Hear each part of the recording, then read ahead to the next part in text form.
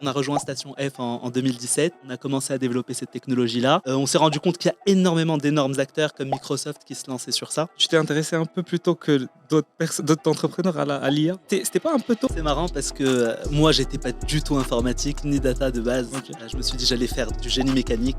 Telium, du coup, Jafar, qu'est-ce que tu as créé du coup comme startup et pourquoi finalement? Quand j'étais à Londres, j'étais tombé sur un manager qui m'a dit écoute, je te prends en stage globalement et démerde-toi pour faire un truc innovant. Quel est ton avis sur l'écosystème et la différence entre les États-Unis et la France? Aux États-Unis, le mindset est complètement différent. Tu es dans une villa avec plusieurs personnes qui veulent créer une entreprise. بغيت نتاكد من الاشاعه.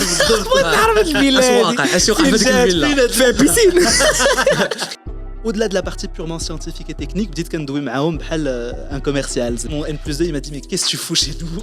Casse-toi et va créer ta boîte. Et KHEC fait un échange à Berkeley. J'avais rencontré plein d'investisseurs et plein d'entrepreneurs. En fait, j'avais rencontré un investisseur et du coup, j'ai commencé à lui dire oui, dis-moi, etc. J'ai une idée sur les RH et tout. Il m'a dit what you might want to say right now is sir, I have a $30 million opportunity. Do you want to be part of it? Après, il m'a dit je vais te dire ouais, je veux bien être part of it. Jafar واش inciter les jeunes du coup باش يتلاحوا باش يديروا la tech, enfin qu'ils entreprennent sur la tech au Maroc. ما عندناش داك ريسك تيكين ماشي بحال وزيتازوني. عندنا داك ريسك افويدانس. لا عندك هذا دير بحال الناس خذ ان جوب كلاسيك اتسيتيرا بور ايفيتي الريسك. باقي عندنا داك اش بيقولوا الناس هذا tu t'as pas داك لو داك take risks you learn. Troisième épisode qui va être un épisode mixte. Le premier, il était en français. Le deuxième, il était بالعربية, donc en arabe. Et le troisième, il va être franco-arabia. Comme ça, on multiplie les plaisirs. Aujourd'hui, on a un invité exceptionnel qui est du coup Jafar El-Alami, serial entrepreneur. Anwar, qu'est-ce qu'on demande aux entrepreneurs quand ils viennent T'es qui? Et الاسم والنسب ورقم البطاقه الوطنيه. لا كنت تقول شي حسيت بحال المقاطعه. لا كنذاكر. Voilà, on demande de présenter en bref t'es qui, d'où tu nous viens. Ouais, bien sûr. Voilà, un peu ton vécu. Déjà, merci beaucoup pour l'invitation. Merci à toi. Écoute, moi, je suis né, j'ai grandi au Maroc, Marrakech. Et du coup, j'ai fait une filiale scientifique de base. Okay. Après, je suis allé à Compiègne. Je sais pas si vous voyez où c'est. Bien sûr. En Picardie. Ouais. Je connais l'UTC. Tu connais l'UTC, ouais, voilà, je connais l'UTC en informatique. Donc au début, ingénierie générale. Après, je me suis spécialisé en informatique. Et voilà, donc je me suis dit, hyper intéressant. En fait, c'est un peu la seule école en France où tu peux choisir tes matières. T'as pas le truc d'y ouais, tu dois suivre le cursus et dire exactement les matières qu'ils veulent eux. Tu veux faire un peu de sociologie, un peu de droit, un peu de business, un peu de science. Tu peux faire un peu à la carte, comme tu veux. Et surtout, le truc qui m'a intéressé, c'était les échanges avec les États-Unis. Et c'est là où j'ai eu l'opportunité d'aller à la frontière avec le Texas, donc Mexique-Texas, haute culture complètement, etc. Après, j'ai encore à l'UTC pour faire data, donc spécialité data. Et du coup, entre-temps, j'ai fait un échange donc à Princeton pour faire un premier stage chez Siemens. Yep. Et après, je suis reparti à Londres pour vivre à Londres. Pour faire Amadeus Airline IT, donc un truc où j'ai dû gérer un projet end-to-end dans Natural Language Processing, côté data IA globalement. Ça fait après, je me suis lancé en entrepreneur. Ouais. Non, ouais, j'ai vu que tu t'es intéressé un peu plus tôt que d'autres entrepreneurs à l'IA. Ouais. Tu as une certif en IA vers 2016. Et c'était pas un peu tôt, enfin, toi, t'as un côté un peu visionnaire. Ouais. C'est ça, j'ai l'impression. Enfin, je voulais t'interpeller par rapport à ça. Je vais te dire, en fait, c'est assez marrant parce que moi, j'étais pas du tout informatique ni data de base. Okay. Je me suis dit, j'allais faire du génie mécanique, rien à voir. Et en fait, كان معايا واحد le gars, un Algérien, que j'ai rencontré le premier jour en fait à l'UTC. Out of nowhere, j'avais oublié ma fiche du bac. Et il était allé la récupérer en me disant hey, Jafar, etc. J'ai dit ouais, c'est moi. Et il m'a dit t'as oublié ta fiche du bac. Et en fait, le truc, c'est que c'était le fils du directeur de tout le génie informatique de l'UTC. Et il m'a dit mec, qu'est-ce que tu veux faire, etc. Ouais, probablement mécanique, informatique, je comprends rien, j'utilise l'ordinateur pour Facebook, pour YouTube maximum. Et il m'a dit non, en fait, tu vas voir, c'est génial, le code, c'est pas si compliqué que ça. Et il y a plein de trucs sur la data. C'était en 2011, ça. Donc, ça fait hyper longtemps. Data, pour moi, ça disait rien du tout, je savais pas du tout ce que c'était. Ça fait chouïa, j'ai commencé à m'intéresser. Il m'a dit écoute, il y a plein d'opportunités pour faire plein de trucs. Ou maintenant, je me suis dit bon, je vais me lancer là-dedans. Et apparemment, c'est le futur. Ouais, effectivement, c'était très très tôt dans l'approche. Ouais, non, c'est ce que j'ai Ouais. remarqué. Ouais. Hyper intéressant. Ouais. Donc du coup, là, tu nous as donné un peu un contexte de la partie études, etc. Et je pense que Anwar, كان عنده الحق, genre en mode بديتي très rapidement Ouais. l'entrepreneuriat, tu t'es intéressé assez rapidement à ces sujets qui sont très reliés à chaque fois à la data, l'innovation, etc. Finalement, du coup, est-ce que tu pourrais nous retracer un peu, parce que là, tu nous retraçais le parcours études, Ouais. qu'est-ce que tu as fait dans ta vie? Parce que, genre, nous, on a eu l'occasion de creuser un peu plus le sujet, de voir un peu, de faire des recherches un peu sur toi et sur qui t'es. On sait que tu as fondé quelques startups et tu as eu en quelque sorte quand même un parcours entrepreneurial qui est assez intéressant. Tell you, du coup, Jafar, qu'est-ce que tu as fait? Qu'est-ce que tu as créé du coup comme startup et pourquoi Ouais. finalement? Bah écoute, moi du coup quand j'étais, donc je reprends exactement où je me suis arrêté tout à l'heure, quand j'étais à Londres avec Amadeus Airline IT, j'étais tombé sur un manager qui m'a dit écoute, je te prends en stage globalement et démerde-toi pour faire un truc innovant. Donc j'ai commencé à réfléchir, je me suis dit je vais faire un petit robot qui va en fait, tu vas lui parler, tu vas dire hé, inspire-moi, j'ai envie de voyager d'un endroit à un autre. Et mes données personnelles, c'est ça, c'est j'aime bien le sport, j'aime bien sortir le soir, j'aime bien aller à la plage ou d'Ekchi. Donc en fait, le robot, il prend en compte énormément d'informations, il les croise avec les disponibilités des voyages, donc il voit les prix des avions, quand tu arrives, le prix du Uber, quand tu arrives, en fait, est-ce que tu as envie d'être dans un hôtel ou là dans un Airbnb, etc. Donc il prend plein d'informations, il va checker dans les bases de données d'Amadeus, donc si vous voulez, en fait, toutes les airlines, elles donnent leurs données à Amadeus, et derrière, il te sort le bon vol et le bon voyage au bon moment pour la bonne personne. Et le truc optimisé, tout se fait en langage naturel, c'est-à-dire que tu lui parles, il fait tout ça. Après, derrière, il te sort les trucs. Tu n'as qu'à appuyer sur Ouais. la bonne proposition et tu achètes l'élément. Et en fait, après, je suis allé pitcher ça à Air France, KLM, etc., un peu tous les partenaires d'Amadeus. Et au-delà de la partie purement scientifique et technique, vous dites un commercial. Voilà, ça, c'est les grosses différences que vous allez avoir d'un point de vue compétitivité économique, etc., le business model, la courbe de croissance. Et en fait, mon N+2, il m'a dit, mais qu'est-ce que tu fous chez nous? Casse-toi et va créer ta boîte. Ouais. Et c'est là où, du coup, je me suis dit que j'allais faire HEC. Donc là, j'ai rejoint HEC Entrepreneur, où là, incroyable expérience. Tu arrives, tu es avec une promo de 100 personnes. Première semaine, tu vas marcher 100 km déjà pour connaître tout le monde, etc. Donc c'est assez particulier comme approche. C'est sérieux? Ah, ok, c'est réel. Ok, Ouais, c'est vraiment Ah. réel. Ils nous ont pris une semaine, ils ont dit allez marcher ensemble 100 Marcher. km pour mieux se connaître globalement. Ok, à marcher mais ensemble. cool, du ça, coup. ça. C'est ça. Ok, je pensais que c'était Exactement, un c'est marché le chat. par relais en mode il y a Non, des non, groupes de vraiment, personnes à chaque non. fois et tu dois Vraiment, marcher pour marche. arriver. Et après, genre vraiment juste pour connaître les gens en fait. Ouais. Sauf et à partir de là, je me suis dit bon ben hyper intéressant, HEC, ça te met tout de suite dans le vif du sujet. Tu rencontres des entrepreneurs, tu rencontres des investisseurs. Et première boîte que j'ai voulu créer, c'est une boîte dans les RH. Et là, j'ai rencontré mes 2 cofondateurs là-bas à HEC. Et on s'est dit bah tiens, on va faire un projet d'école au départ juste pour tester. Et en fait, on avait tout de suite nos investisseurs qui étaient globalement un peu les apporteurs de l'idée. Donc, c'était le CEO de Altedia, donc c'est un peu Ok. la Déco France, D'accord. et la DRH de Canal+, qui voulait absolument changer le monde des RH globalement, et le rendre beaucoup plus fluide, le rendre beaucoup plus... en fait, trouver la bonne personne au bon moment pour le bon sujet. Parfait, donc on a rejoint Station F en 2017, on a commencé à développer cette technologie-là. On s'est rendu compte qu'il y a énormément d'énormes acteurs comme Microsoft qui se lançaient sur ça. On s'est dit 2 options. Soit on vend la technologie le plus rapidement possible, soit on continue, on lève des fonds. On s'est dit, bon, pourquoi nous, why us concrètement? Et au niveau timing, c'était pas top. Ouais. Donc on s'est dit, on va léguer la technologie. Donc première expérience entrepreneuriale, on a légué la technologie. T'as dit que tu as légué la technologie et je trouve, moi, genre, c'est un point qui a à creuser, c'est-à-dire, Fokash, tu t'es dit qu'il faut léguer la technologie. Genre, en tant qu'entrepreneur, à Ouais. quel moment tu te dis, pas qu'il faut quitter le navire, mais Ouais. faut léguer le bateau, essayer de passer à autre chose ou commencer une autre aventure. À quel moment, du coup, tu t'es dit, ouais, c'était faut- Peerzap, il me semble, c'est ça? Peerzap, là exactement. C'est ça. Peerzap, du coup, boîte RH, tu as commencé, donc c'était un peu au cadre des études, etc., qu'on va creuser par la suite aussi. À quel moment tu te dis, ouais, ma boîte, bah, je te la laisse, je Ouais. pense que j'ai fait ma partie de l'aventure, je te donne les rênes du Ouais. bateau et tu gères. En fait, il y a eu plusieurs éléments. Le premier élément, c'est que en fait, cette boîte, on a essayé de la lancer entre les États-Unis et la France. Donc, du coup, j'avais aussi, avec HEC, fait un échange à Berkeley.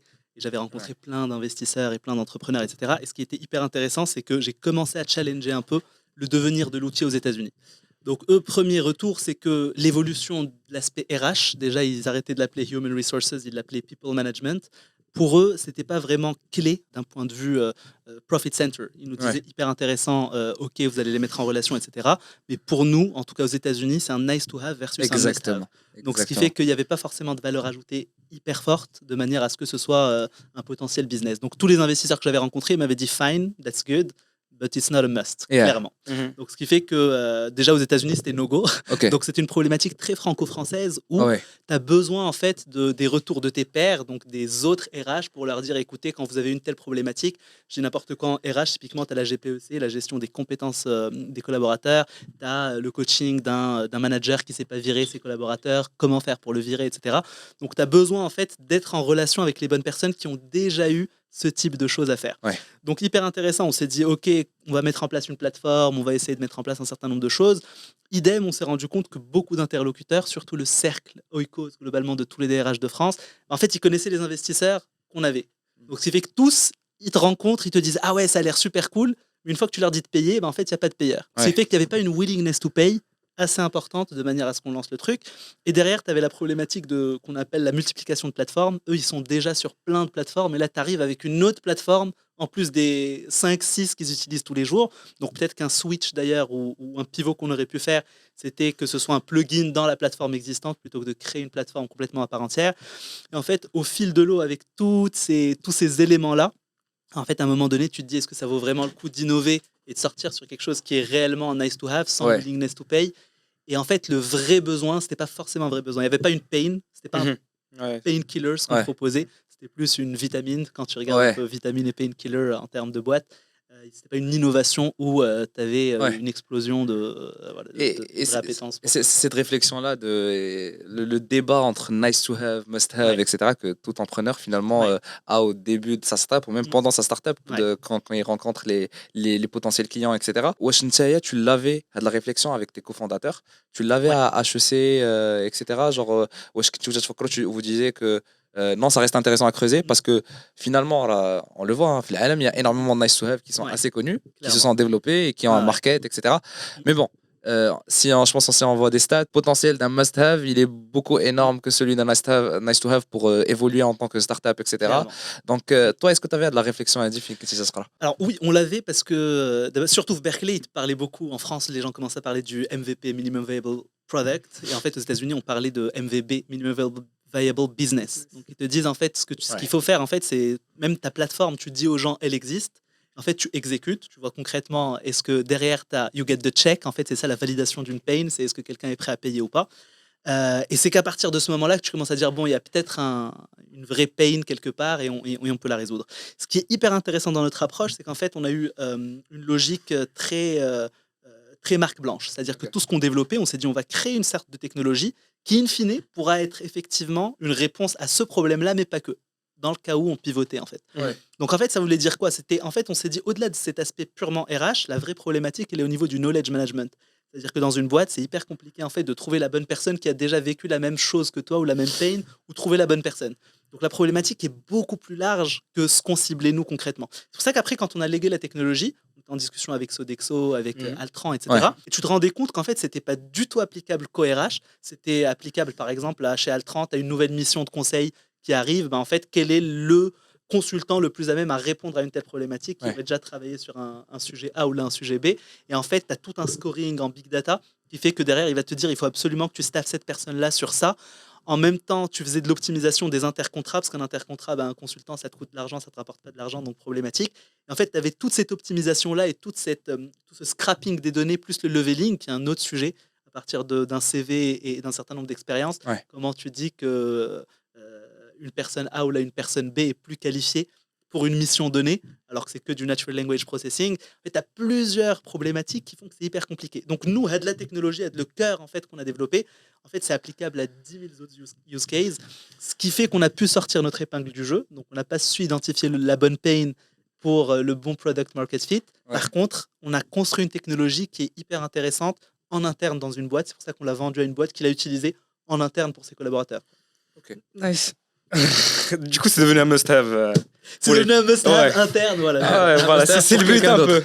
Voilà, c'est le but un peu. C'était pas la licorne, mais. If it's a nice to have for us, it's a must-have for someone else. C'est ça. C'est ça. Moi, du coup, j'avais une question tu as été en France et tu as entrepris en France, du coup. Et après, tu as été en échange aussi aux États-Unis. Moi, j'ai une question en général sur la hype.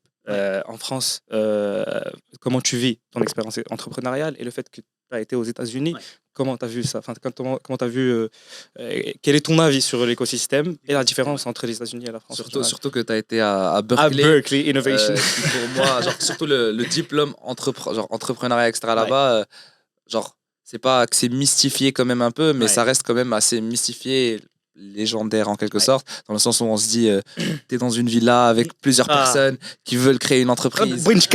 أكد من الإشاعة. تعرف الفيلا اش وقع في الفيلا فيها بيسين.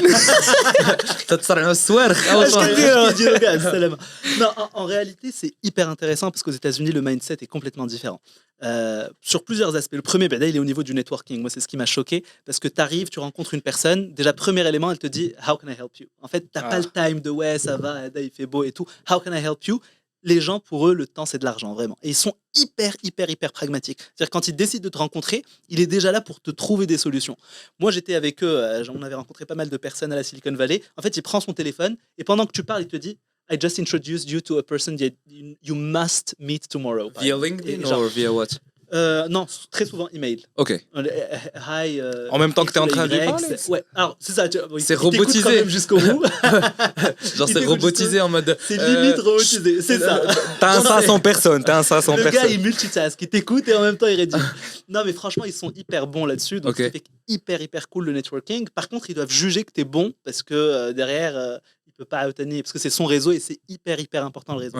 Donc pour eux c'est une manière vraiment de maîtriser le réseau. Et donc la logique qui est très différente par rapport à la culture française, c'est que eux le réseautage, il y a un livre qui est absolument incroyable de Mark Granovetter qui s'appelle The Strength of the Weak Ties. Eux ils croient en les liens faibles. C'est-à-dire que pour eux en fait il faut multiplier d'un point de vue carrière et professionnel et entrepreneuriat les liens faibles, connaître quelqu'un qui connaît quelqu'un qui connaît quelqu'un. C'est pour ça qu'ils te font des intros facilement pour justement nourrir ce réseau en fait de liens faibles.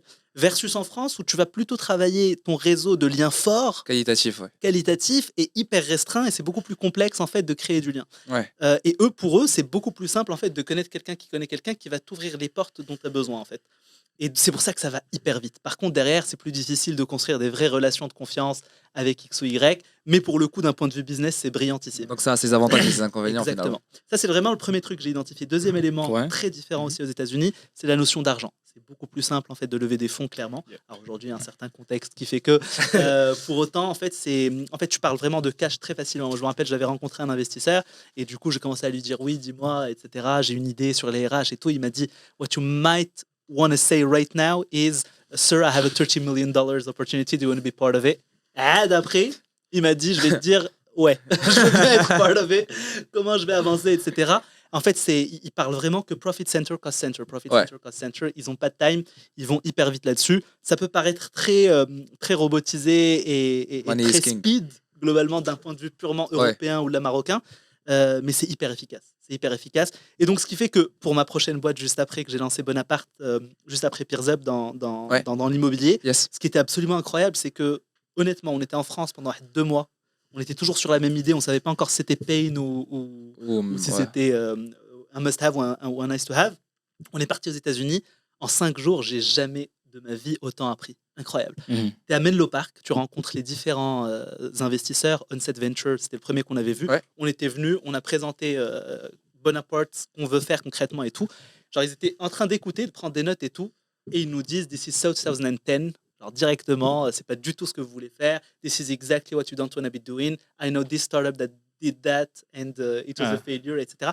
Donc hyper rapide, il te donne tout de suite des feedbacks et il te dit voici les personnes que tu vas rencontrer. Si jamais tu as le go et la validation de Monsieur A, Madame B, Monsieur C, reviens vers moi. Ça veut dire qu'en fait, tu auras validé un certain nombre de choses. Ne viens même pas en fait me voir ou ne va même pas voir Sequoia et compagnie avant d'avoir craqué ces éléments-là. MVP.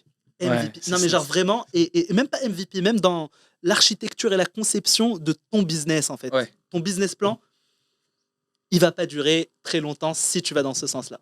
Ils sont hyper pragmatiques, ils vont hyper vite là-dessus. Ça, c'est les 2 trucs vraiment qui vont marquer aux États-Unis et qui vont hyper vite, sans parler des soft skills public speech, les gens parlent hyper Ouais. bien, les gens sont hyper confiants, t'as pas peur de dire exactement ce que tu penses. Sontaha ce que tu بحال veux. اللي تنقول. Sontaha, exactement. Alors que là, quand tu parles trop fort, ils te disent ouais. Je disais le mec, je connais ça. خويا شويه اشرح لنا شويه. Exactement. Mais J, ça match plus avec ton énergie. Ouais, non, c'est ça. Ça match Voilà, plus, ça ouais. va beaucoup plus. Et t'as ramené de la culture. C'est ça, exact. Ok. Et pour revenir, du coup, Bonaparte, je me suis du coup de pitcher pour des investisseurs américains. Est-ce que c'est aussi pour aller te faire challenger par, comme tu as dit, des personnes qui s'y connaissent, etc. Parce que Bonaparte, il me semble, au début, c'était c'était pour le marché européen-français, non? Ouais, alors en fait, Bonaparte, on arrive au début, juste après Peers Up, je rencontre un gars qui était un ancien d'HEC, qui avait une vingtaine d'années de plus que moi, qui me dit écoute, il faut qu'on révolutionne l'immobilier, on va prendre un café. On se dit ok, est-ce qu'on bosse ensemble ou bosse pas ensemble? Ok, moi j'ai l'aspect un peu tech, data, etc. Lui, il avait lancé une boîte en 2011 qui avait explosé, c'était la plus grosse levée de fonds française en 2011 à l'époque, dans un truc de dating, rien à voir avec l'immobilier. On s'est dit bah tiens, en fait, on se complète hyper bien. Lui, c'est un génie du marketing. Moi, je suis passionné par l'innovation, etc. Il y a moyen qu'on crée un truc génial. Sauf qu'on s'est rencontrés littéralement un jour et 5 jours après, on avait déjà pris nos affaires, on était partis aux États-Unis. On s'est dit, tu sais quoi, en fait, we wanted to be a multi-billion dollars company. On veut que ça scale, on veut que ça aille hyper vite, que ça soit nickel. On a pris nos clics et nos claques, on est allé aux États-Unis. On a commencé par New York, on est allé voir Customer Bank, plein de financiers, etc., qui étaient dans son réseau. Derrière, on est allé à la Silicon Valley, on a revu tous mes contacts de Berkeley et compagnie. Et là, c'était hyper intéressant, ça allait super vite. Et donc, du coup, c'est là où on s'est fait challenger sur un certain nombre de choses. On est revenu en France, donc les fameux 2 mois où on avançait, mais de manière assez bancale, on va dire. On repart là-bas, justement, pour pitcher un certain nombre d'acteurs. C'est là où on va très, très, très vite. Et en fait, on s'est rendu compte qu'il y a une start-up. Il y avait une start-up, en tout cas, à l'époque, à New York, qui faisait la même chose et qui s'appelait Rhino. En gros, qui remplace le garant et les loyers impayés, qui vient protéger le propriétaire en cas de loyer impayé, par exemple. Et ça marchait bien à New York. En fait, nous, notre constat, c'était juste, à New York, tu as un principe qui est simple, c'est eviction. C'est-à-dire que si jamais un gars ne paye pas, tu lui dis ciao, globalement. Alors qu'en France, tu as la trêve hivernale, tu as la protection, etc. Donc en France, un propriétaire, ça lui parle beaucoup plus, une assurance qui vient te couvrir en cas de loyer impayé et de dégâts locatifs. Tu payes le truc, et t'es tranquille. Sauf que nous, c'est même pas tu payes le truc, parce qu'il y a la garantie de loyer impayé. Nous, c'est le locataire qui te paye ton assurance. Donc, ce qui fait qu'en tant que propriétaire, tu fais rien. T'as le locataire, nous, on fait une sorte de screen, on fait un score de risque, et derrière, c'est le locataire qui paye pour une assurance qui couvre le propriétaire. Ce qui est interdit en France, parce que du coup, c'est le code des assurances, il fait que l'assuré est le payeur, alors que nous, en fait, on a craqué le truc en faisant, en fait, le locataire, il paye un service qui s'appelle Bonaparte. Et Bonaparte, elle prend une assurance groupe pour les propriétaires. Donc, ce qui fait que c'est pour ça que les assurances ne pouvaient pas aller disrupter le truc. On rencontre tout l'écosystème des VC français, énorme appétence. Tout le monde voulait investir. On passe à la télé. Là, on a 150 inscrits en une soirée. Le truc, genre, tous les investisseurs nous disaient, le truc est scalé comme une licorne à l'international. Donc, il y a eu un énorme boom en même pas un mois de notre retour des États-Unis. Et là, gros problème, enfin pas gros problème, mais d'un point de vue business, il y avait clairement un product market fit, l'idée était brillante. Par contre, voilà, on ne s'entendait pas super bien à la fin avec mon cofondateur. Du coup, j'ai préféré lui léguer mes parts et quitter l'aventure. Bon, c'est pas grave, hein, de temps en temps, ça n'a pas vocation à chaque fois à trouver la bonne perle rare. Mais là où c'est hyper intéressant, c'est que là, contrairement à la première expérience entrepreneuriale, il y avait un incroyable product market fit, il y avait une vraie pain. Preuve étant que juste après nous, il y a eu 5-6 startups qui se sont lancées. Elles ont toutes levé énormément d'argent. Et c'est des success stories, toutes. Donc finalement, si tu devais résumer en 3-4 mots, genre les must-have, comme on dit, pour une startup, pour genre avoir le potentiel en tout cas de réussir, parce qu'il n'y a jamais la certitude, il y a toujours le facteur chance et l'aléa qui rentre en jeu. C'est quoi les 3 facteurs? Parce que tu as parlé de must-have, tu as parlé de pas mal de choses, donc pour toi, c'est quoi? Pour moi, il y a plein de choses. Déjà, il faut être absolument passionné, parce que l'aventure entrepreneuriale est hyper compliquée. Donc, si tu n'es pas passionné chaque matin et tu te dis, je veux vraiment me donner à fond et je vais craquer ce système, au bout d'un moment, et puis je trouve un CDI ou ça fait. Deuxième élément, si jamais tu es solo founder, la question ne se pose pas, mais si tu es cofondateur, il faut vraiment, vraiment trouver la bonne personne. Qui soit complémentaire idéalement, parce que sur des sujets différents, parce qu'après derrière, si on fait la même chose, on se marche dessus, c'est un problème. Et sincère aussi. Et sincère, exactement. Il faut vraiment qu'il y ait un vrai match. humain. Je pense que c'est vraiment fondamental. Et derrière aussi, pouvoir itérer le plus rapidement possible sur le marché pour voir si c'est un must-have ou un nice-to-have, voir si ça match vraiment et get the check, quoi. Il faut vraiment que les gens payent parce que les gens adorent te dire ouais, ton idée elle est super, mais ça vaut ce que ça vaut, quoi. C'est que quand les gens mettent vraiment les mains dans le porte-monnaie que ça veut dire qu'il y a une vraie pain, quoi. Ouais. Pardon. Moi, je voulais aussi te poser une question sur l'essence, sur les raisons qui t'ont poussé à te lancer dans l'entrepreneuriat en général. Est-ce qu'il y avait un membre de ta famille qui faisait ça, qui t'a inspiré et qui était successful niveau business peut-être, ou c'est plutôt une personnalité publique. Je sais pas, en ce moment, il y a la hype de Elon Musk, tu connais. Ouais. Et voilà, c'est pour savoir plus qu'est-ce qui t'a vraiment attiré. Parce que tu nous as parlé de ton. T'aimes l'innovation, Zizélik, genre, tu vois, passionné, créer des choses, etc. Mais finalement, est-ce qu'il y a, personnellement parlant, est-ce qu'il y avait quelque chose d'autre qui te motivait à créer, genre, des bébés entreprises pour du coup les voir grandir, etc. Bah écoute, il y a plusieurs éléments. Le premier déjà, c'est que j'ai vu mon père effectivement qui était lui-même entrepreneur, mais pas du tout dans l'innovation et tout ça, plutôt dans l'agriculture, entrepreneuriat purement à la marocaine. Ma mère dans une autre typologie d'entrepreneuriat, plutôt marketing. Elle avait travaillé chez Yves Rocher, après dans une boîte marocaine qui s'est étendue en MENA, etc. Donc autre typologie d'entrepreneuriat, plutôt intrapreneuriat. Et moi, je me suis dit, en fait, eux, ce qu'ils n'ont pas du tout, c'est l'aspect innovation, technologie ou Dakshi. Ouais. Moi, c'est vraiment ce qui me passionnait. Et je me suis dit, c'est vraiment le gros déclic, c'était Amadeus, où je me suis dit, mais en fait, tout ce que je viens de créer par rapport à le robot, etc., et que je suis allé pitcher moi-même à Air France, concrètement, qu'est-ce qu'Amadeus a apporté à toute cette innovation et à ce rachat de la technologie qui a été fait par Air France? En fait, rien. Ouais. Je me suis dit, ce qui est hyper intéressant, alors au-delà de cette passion pour la techno, etc., en fait, c'est de pouvoir trouver une vraie pain et de pouvoir mener le projet end-to-end. Et aussi, et c'est là où l'aventure humaine est hyper intéressante, quand tu commences à travailler avec une équipe, quand tu commences à manager, etc., je trouve ça juste passionnant de pouvoir tirer le maximum des personnes et qu'elles s'épanouissent, et que deux, tu leur permets d'exploser leur potentiel d'un point de vue humain et constituer une équipe qui va hyper loin. Ça, je trouve ça vraiment top aussi. Donc c'est ça ديال اماديوس اللي دار فينا الخير وشنا الله يحفظك اخويا اماديوس راه تنقلب على الخدمه وحنا بغينا اماديوس يفون لي كود ديال لي بيي دافيون ياك سي توت ليرلاين اي تي ديال كيعرفوا بالضبط شكون اللي غادي هكا الاندروا بحال دابا الا درتي سميتك غيعرفوا بالضبط فين سافرتي من النهار اللي تزاديتي جا مشيتي فيها انا عمرني سافرت كاع ما كنتش انا عمري ما تحرك.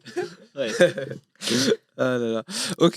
Et donc du coup tu nous as parlé tout à l'heure des qualités professionnelles à avoir. Et finalement c'est quoi les qualités genre pas soft skills parce que même soft skills il y a quand même une partie de professionnel, mais les qualités personnelles que devrait avoir un entrepreneur quand il veut entreprendre ou même humainement parlant, genre parce que tu as dit tu manages des équipes, tu as envie qu'ils s'épanouissent, tu as envie de tirer le maximum d'eux, etc.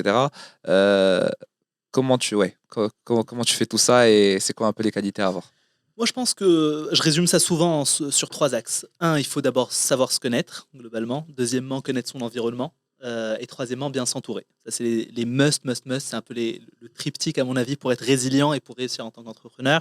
Mieux se connaître, en fait, il faut vraiment faire une introspection, savoir qu'est-ce que tu aimes faire, qu'est-ce que tu kiffes, est-ce que tu es plutôt sociable, est-ce que tu as une intelligence émotionnelle qui est élevée, est-ce que tu es visionnaire, est-ce que tu aimes bien le problem solving, est-ce que en fait quand tu te poses un exercice de maths, tu es excité jusqu'à ce que tu trouves la solution, ou là tu te dis ouais flemme, j'espère que quelqu'un le fera à ma place, etc. C'est vraiment toute cette attitude quand tu t'analyses et tu vois aussi tes passions. Est-ce que tu es plutôt collectif, sport? Est-ce que tu es plutôt sport individuel? Est-ce que tu aimes bien atteindre un certain nombre de challenges, etc. Donc toute cette introspection, c'est hyper important.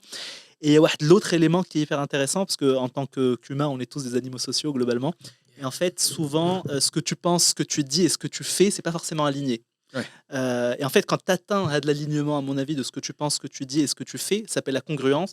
Et un entrepreneur qui est congruent, en fait, tout ce que tu fais sera hyper fidèle et authentique, et les autres le verront, en fait. Donc, en tant que leader et en tant qu'entrepreneur, à mon avis, c'est hyper important d'être en congruence. Deuxième élément, c'est de savoir s'entourer. Le network, le fameux Strength of the Weak Ties dont on parlait tout à l'heure, et qui est, en fait, j'ai besoin typiquement de m'entourer de personnes qui seront hyper bons en finance, par exemple, qui sauront lever des fonds, faire une belle stratégie, d'autres qui seront plutôt tech, d'autres qui seront des brutes en growth marketing et qui sauront tout de suite te positionner avec du blitz scaling hyper puissant et stratégique. Et de l'environnement, pourquoi ? Parce que tout business a un timing. Et savoir concrètement est-ce que c'est le bon timing pour lancer un business, est-ce que comment évolue l'écosystème, est-ce qu'aujourd'hui les investissements où est-ce qu'ils vont, quels sont les secteurs porteurs, etc. Une fois qu'on a dit ça, à mon avis, tu arrives à craquer le bon truc au bon moment, quoi. Parfait.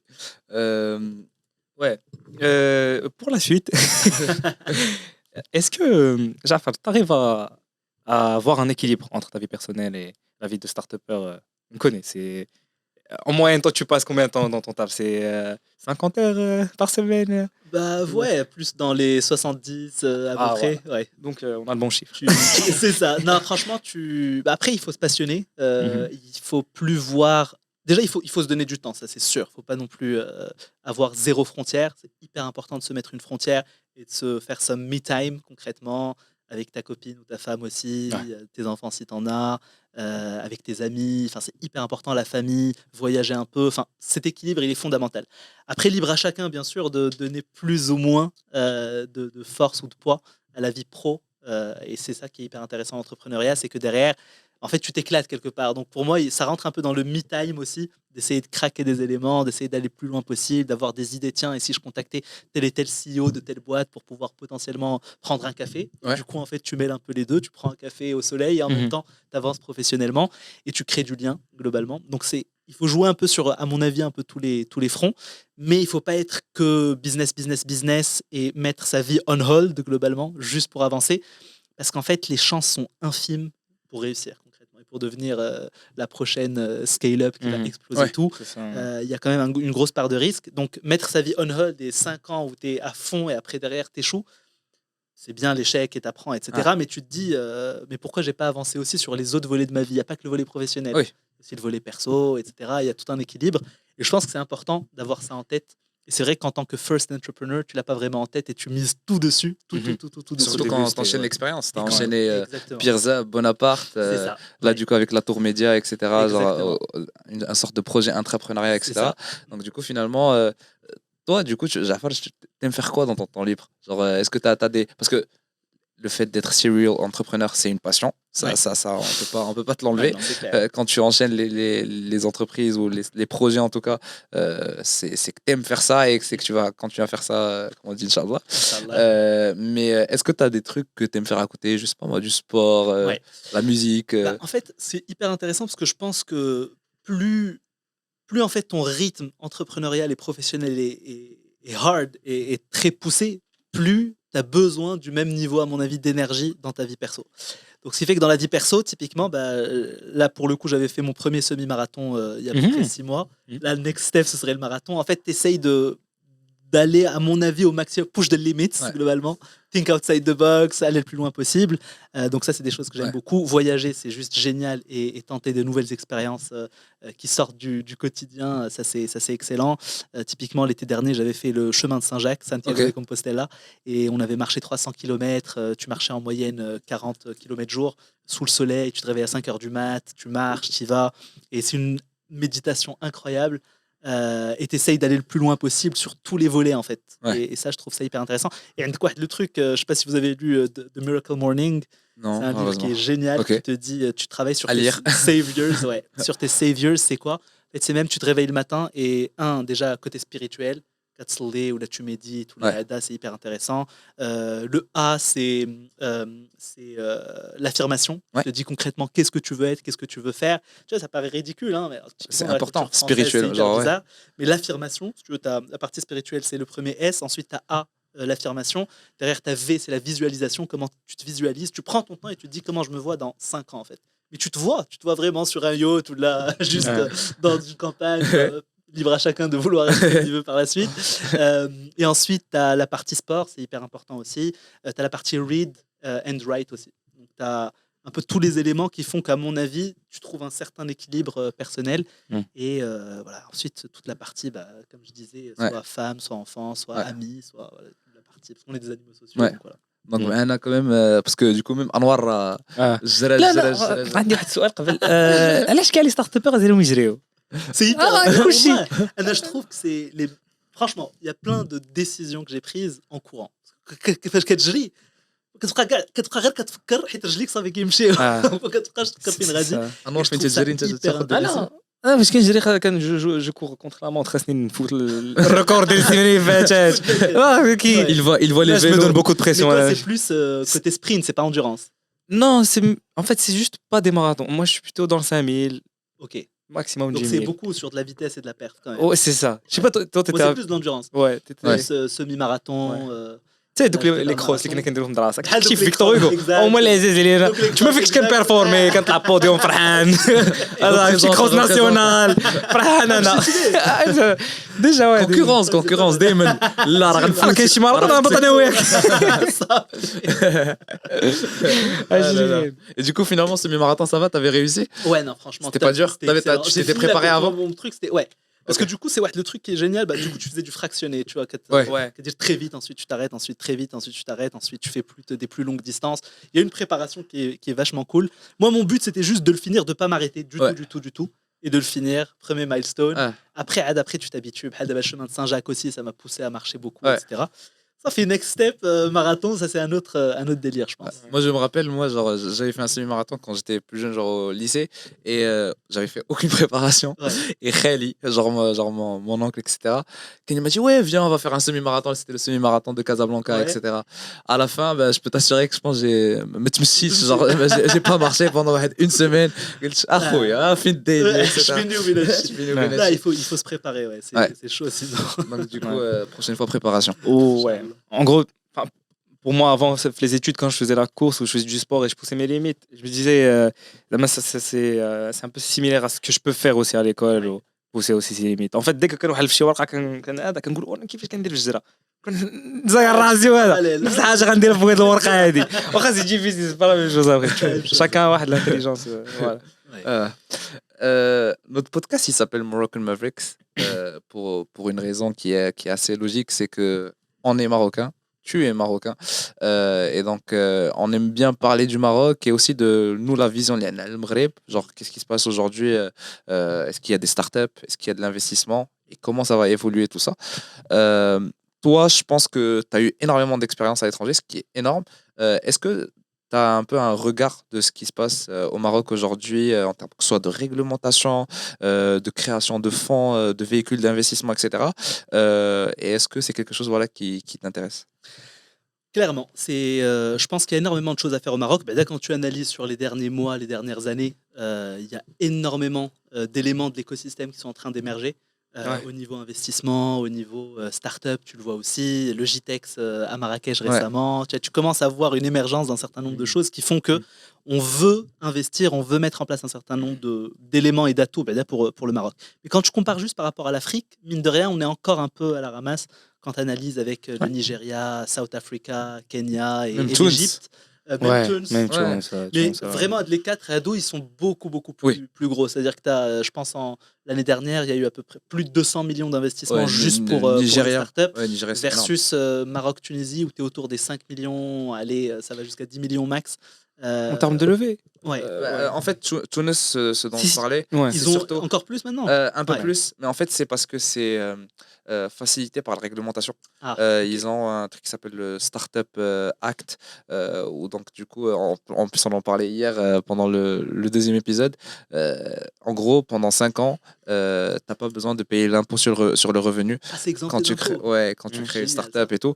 Donc il y a des choses qui facilitent la création de startup, et en vrai tu le vois aussi, genre moi malheureusement j'ai jamais travaillé en venture capital ou quoi en Afrique ou au Maroc, mais quand je parle à des personnes dans lesquelles ils travaillent, ils voient les hubs dont tu as parlé, Nigeria, Afrique du Sud, l'Égypte aussi, la Tunisie aussi. Mais le Maroc, il est à la ramasse. Ouais. Mais comme tu as dit, c'est en train d'évoluer petit à petit. Tant que ça évolue, c'est le principal. Carrément bien évolué depuis. Ouais. Mais c'est pas mal, non, mais c'est excellent. Bah, typiquement, la réglementation, ça arrange énormément de choses. Moi, j'ai vu la différence entre juste créer une boîte en même pas 5 heures aux États-Unis, au Delaware, si tu veux, alors qu'en France, ça prend déjà une semaine.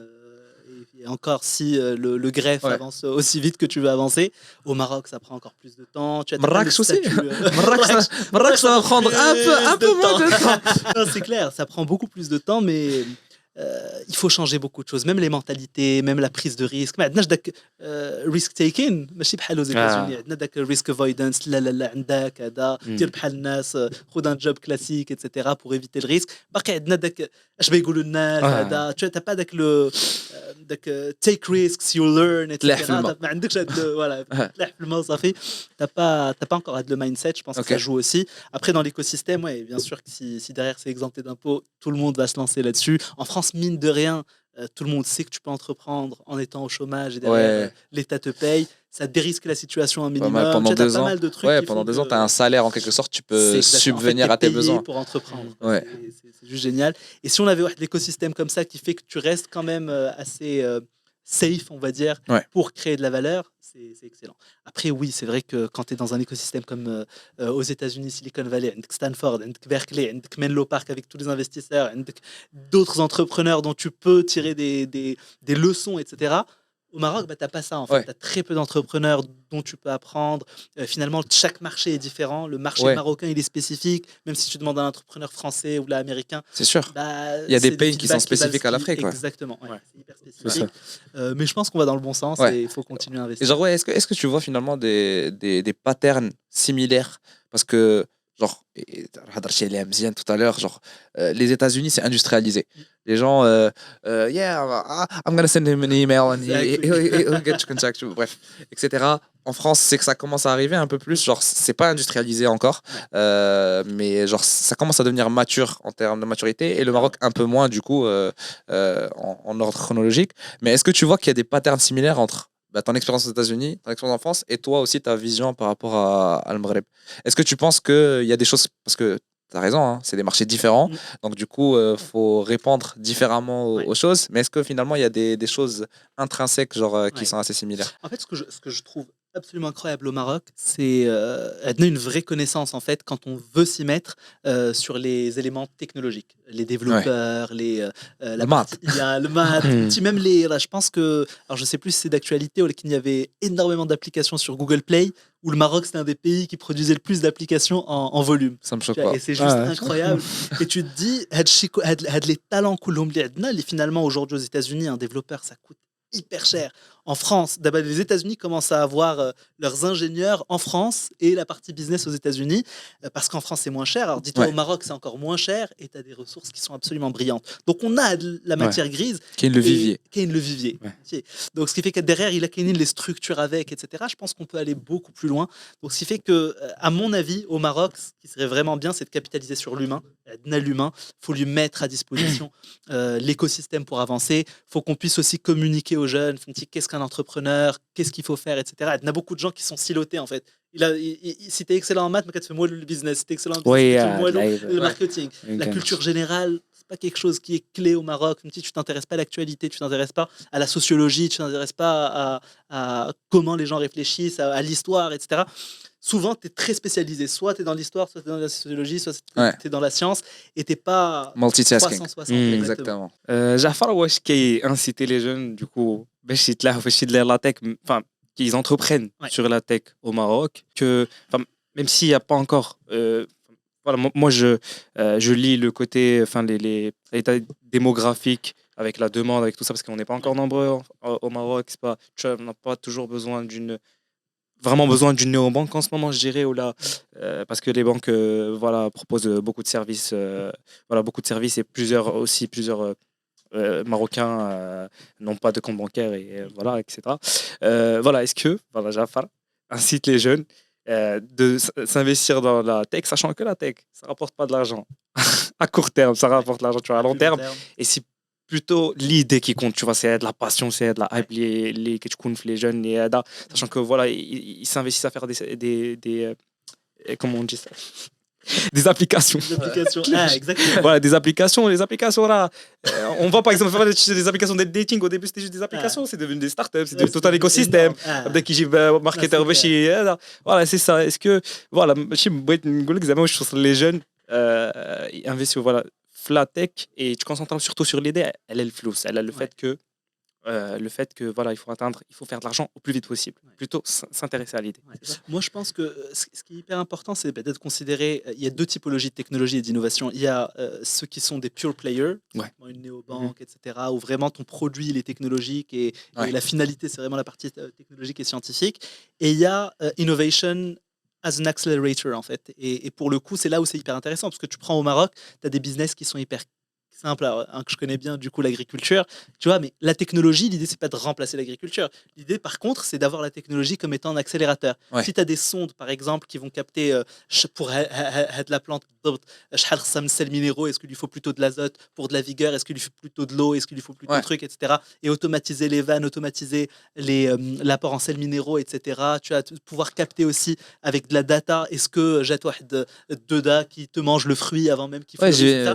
Donc, ce qui fait que tu arrives à collecter avec ce système big data justement un certain nombre d'informations, automatiser les decision making, et en réalité au lieu de prendre je sais pas moi, une structure de 50 personnes pour qui te gère tout ça, en fait tu gères ton business, tu crées de la valeur, tu vas beaucoup plus vite. Donc à mon avis, même si effectivement l'économie elle n'est pas purement digitale ou la à digitaliser, l'idée c'est pas de tout automatiser juste pour automatiser, par contre on peut faire en sorte que l'innovation accompagne le pays pour qu'on aille encore plus vite et qu'on crée plus de richesse, quoi. Voilà. Donc le point, c'est la création de valeur. C'est ça, exactement. Les next steps, est-ce qu'à un moment donné, donc là, tu as créé du coup une startup en France, tu as créé une startup, en tout cas, tu l'as pitché américaine et genre, tu as fait en sorte qu'elle commence à grandir américaine, tu l'as légué, et ensuite là, tu recommences un autre projet en France, etc. Est-ce que finalement, à un moment donné, tu te dis dans ta vie, ouais, je voudrais bien m'attaquer un peu, que ce soit au marché marocain ou au marché africain, trouver un pain. Du coup, comme tu as dit, c'est des marchés différents. Un pain qui est africain pour me challenger moi-même. Est-ce que je suis capable d'aller du coup trouver une solution technologique, data-driven ou autre qui permettrait de répondre à un pain africain au Maroc? Clairement. Non, c'est sûr. Après, l'objectif, à mon avis, c'est l'idéal, c'est go big et puis pouvoir adresser un marché international, c'est encore mieux. Après, il y a beaucoup de choses à faire au Maroc, dans le monde arabe et en Afrique général. Et ce qui est hyper intéressant, c'est quand tu analyses ce qu'il y a aujourd'hui sur le marché, il y a des spécificités qui font que c'est des opportunités qui sont géniales et qui peuvent changer la vie. Par contre, on a d'autres où c'est pas encore le bon timing. Je te donne un exemple tout simple. Typiquement, la startup là qu'on a lancée dans le groupe La Tour Média qui s'appelle Seiki, au niveau des données aujourd'hui de mobilité, même au niveau des budgets juste de publicité, en fait, les budgets B2B et les budgets de publicité des boîtes de manière générale, en fait, c'est si petit en termes de volume que tu te dis en fait c'est pas un marché adressable. Pour l'instant en tout cas c'est pas un marché adressable. Le jour où la publicité deviendra absolument astronomique et où les budgets seront énormes, là ça sera un marché adressable. Aujourd'hui c'est même pas le cas. Donc ce qui fait que tu peux pas juste appliquer les mêmes business de cette manière là. Par contre au Maroc et en Afrique il y a énormément de choses à faire, et après tu vois parfois juste les gaps technologiques ou la carte bancaire, t'en parlais tout à l'heure. Aujourd'hui en Afrique c'est plus avec le téléphone que tu payes, avec le smartphone, il n'y a pas forcément la carte bancaire. Donc il y a quelques gaps technologiques sur lesquels tu peux capitaliser pour aller beaucoup plus vite et avancer. Tu peux automatiser un certain nombre de choses. L'idée, c'est plus d'analyser et d'avancer.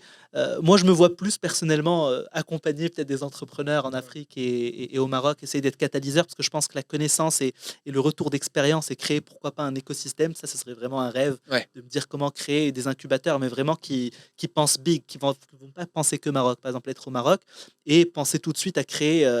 comment l'entrepreneur marocain peut adresser un marché mondial, un marché global, comprendre les tenants et les aboutissants, suivre les tendances et avoir cette vision beaucoup plus globale et wide, quoi, pour pouvoir avancer et avoir de bonnes idées.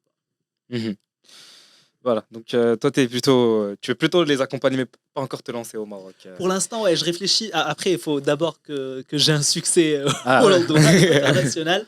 Après, ça sera plus simple. Mais au départ, je vois plus un accompagnement et avancer.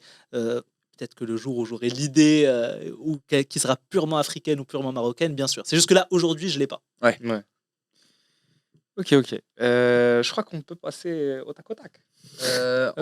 Juste T'as une petite ok. dernière question pour finir sur le Maroc. Est-ce que toi, donc du coup, tu nous as parlé tout à l'heure d'un peu ton histoire, un peu avec ta famille, etc. Genre le fait que tu as envie d'être entrepreneur, mais surtout sur la fibre en tout cas, innovation, tech, etc., qu'il n'y avait pas nécessairement dans ta famille, si je peux me permettre. Est-ce que finalement, Nchaya, du coup, si là tu te revois un peu dans le passé, le Jafar d'il y a 14 ans, quand tu étais du coup à Marrakech, etc., au lycée et tout, est-ce que tu trouves que ton héritage marocain, genre, il a joué un rôle dans la personne qui t'es aujourd'hui? C'est le cas pour certaines personnes, ce n'est pas le cas pour d'autres. C'est totalement normal, hein. L'influence culturelle, elle peut soit être là, soit ne pas être. En tout cas, c'est un spectre. Genre, elle peut soit être à 100%, soit à 10%, soit à 5%, etc. Dans ta personne, dans ta façon de faire les choses, dans ta façon humainement parlant, dans ta façon dont tu parles aux gens, le fait que, je sais pas moi, t'as la tchatch, le fait de te dire ah, fais le bkhir, là, là, est-ce que tu penses que ça a joué un rôle dans ton identité aujourd'hui? Énorme rôle, clairement. Le premier, je pense que nous avons de la tolérance qui est hyper importante et hyper élevée. كاين البجاوه عندناش هكا صحنا راه ما دويش معاه C'est vrai que Marrakech fait بزاف ديال لي توريست وكذا ما تدويش مرونين. Non, là, le Maghreb, je pense que en fait, tu es tellement habitué à parler avec des gens de plusieurs religions, de plusieurs horizons, etc., que dès que j'ai des cultural shock, enfin, moi j'ai très rarement eu dès que le cultural shock où je me dis ah ouais mince, pourquoi il réagit comme ça, pourquoi il m'a parlé comme ça, je me dis ah Nira, t'as vu tellement de use case, vas-y. Tout le monde, il faut de tout pour faire un monde, donc je pense que ça c'est hyper important. Après donc tu as de la partie purement tolérance, tu as la partie aussi, je pense, intelligence émotionnelle. Dima quand tu fais une famille, elle dit que la culture un peu tribale, un peu groupale, pas hyper individualiste. Donc ce qui fait que tu donc ce qui fait que tu deviens, à mon avis, tu as tout ce qu'il faut pour être un bon leader qui est empathique, qui comprend les gens, etc. Et ça, c'est hyper important en tant que leader et manager parce que finalement, et les autres, ils doivent se dire ah ouais, il me donne tout l'écosystème pour que je aille le plus loin possible. Et en tout cas, des trucs, je pense que c'est très culturel non, pour aller aussi vite que ça. Donc, je pense que c'est les deux éléments principaux. Ok, je trouve que c'est une très belle note pour clôturer. Si tu veux, là, ce qu'on a préparé, et ce qu'on aime bien faire à chaque fin d'épisode,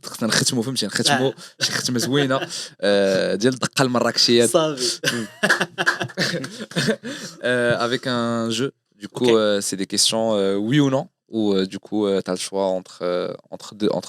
Voilà, genre Apple, Microsoft. Deux choix. Exactement. Apple, Microsoft, Bill Gates ou Elon Musk, j'en sais rien.